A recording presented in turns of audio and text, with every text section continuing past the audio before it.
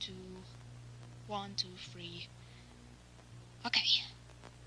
My name is Maya K, and I am a self-proclaimed head archivist of the Mouthfools archives, documenting a series of strange, mysterious events that happened to a certain group of people and those connected to them.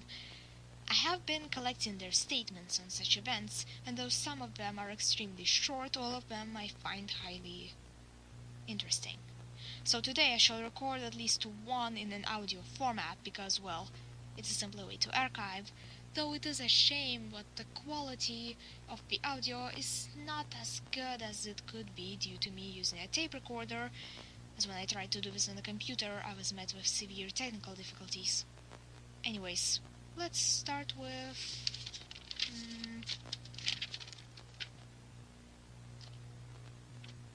this one. Statement by Daniel Failboat about a mysterious cult members of which keep showing up in his life. Original statement given on September 15th, 2020. Recording by Maya K, the head archivist of the Mouthfools archives. Statement begins.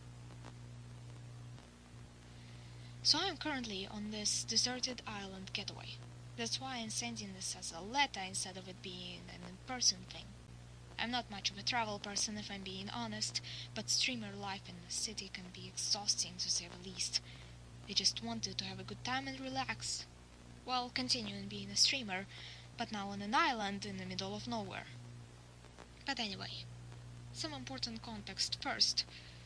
On my first day here, I was granted an ability to make custom designs for anything, so I decided to practice. First, I drew 2 big blue eyes. Then, after some consideration, I did a mouth too, and so my creation, with a soulless stare and mischievous grin, was called Eyea.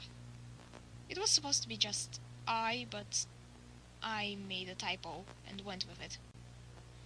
I drew it on the ground to look at it properly. Something about it felt weird, worrying.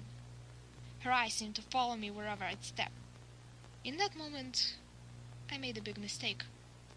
I kicked the ground to cover it up with dirt. I thought it would not have any consequences as it was just a drawing. Seems I was wrong. On the day I decided to go around to look at other people's islands, I saw one what was called Bagelville and decided to go there. The island's representative greeted me by congratulating me on my birthday, even if it was supposed to be several days later. Still, an endearing gesture nonetheless. After that, they led me to a building with big letters, "Tennis 2", written on it, and went inside as they put on their uniform. I was soon to follow, putting on mine, which they gave me. The establishment looked nice, and I sat down to get my unlimited pancakes as the representative promised, but somehow they had none, which left me disappointed. How can the pancakes be unlimited if you run out of them? But then, they asked me to go to the back. I felt dread creeping through my entire being as they disappeared behind the door. I maybe should have left then, but I decided that I had to see what they had in store, and with hesitation, I went through the door. What was inside sent a shiver through me. The room was dark, black walls covered in drawings of oddly familiar eyes and mouths. 3 paintings hung from the walls, but I didn't bother to look at them at the time. There was a stool in the room's center, and the representative called me a fool and told me to sit down on it. They now wore a white robe and cap, both with the same face drawn on them, seemingly in paint. I sat down and the representative began their speech with, "Back on your first day here, you attempted to kill your only friend, Eyea." They proceeded to point to one of the paintings on the wall, and then I noticed that those were of me.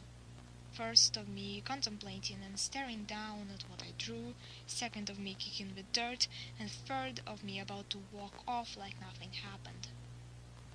She was the only one who accepted you, and you tried to erase her. Why? The representative asked.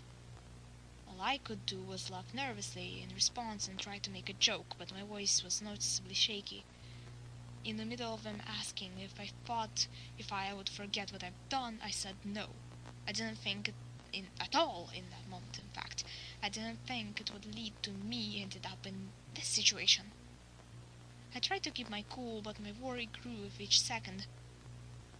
Then they took a step closer to me and said, "See you soon, Failure. Mark my word." I yelled at them, asking if they're Eyea or her spirit or something, but they didn't answer. Then it all went to black. Next thing I remember is waking up in Wilbur's plane on the way to the next planned island. I had no clue how I ended up there. Wilbur didn't seem to have a clue either. He said I kind of just appeared out of nowhere, knocked out cold on one of the seats. He didn't hear me come in or anything. He asked me what happened to me, but I couldn't come up with a reply that wouldn't make me sound insane. The next island was soon reached, and I stared down to look over it as we flew closer. And I caught a glimpse of those damn blue eyes staring back at me. The same dread as before flown over me. Seems like it's not just one fanatic, but an entire cult. She keeps showing up. Eyea. Her eyes on different islands I visit watch me wherever I go. Even the one what is still on my island keeps looking at me, as if it's judging my choices. I must sound insane, but I'm not, though I'm scared my sanity is dwindling. Statement ends.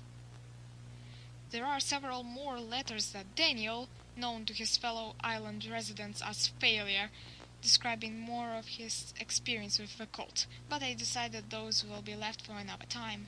Though I will say, the name of the island representative mentioned in this one was discovered to be Bagel. Yes, they're just named Bagel, and they're frequently mentioned through the rest of the letters. Seems like this wasn't the last Failboat seen of them. Anyways, Maya K. out.